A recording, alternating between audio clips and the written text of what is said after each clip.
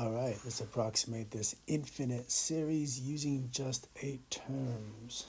So the infinite series is equal to an infinite number of terms, but using just 8 terms means the eighth partial sum.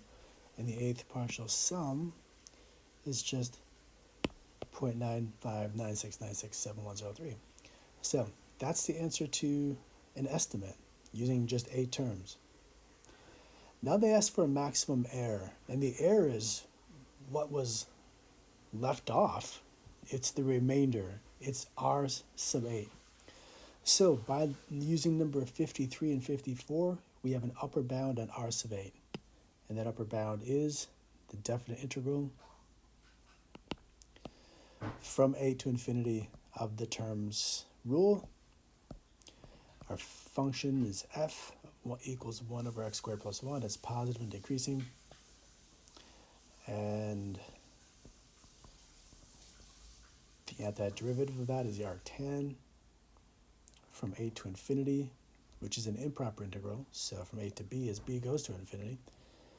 And the arctangent of b as b approaches infinity is pi over 2 minus the arctangent of 8, which is about 0.12435499945. This is our maximum error. So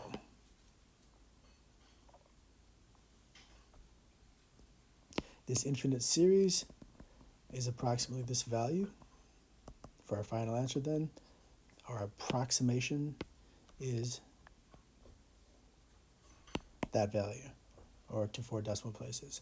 They asked for the maximum error, and the maximum error was that value.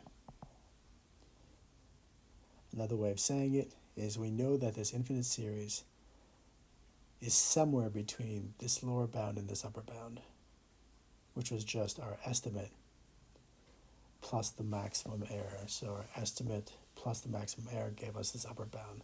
So the infinite series is definitely between these two boundaries.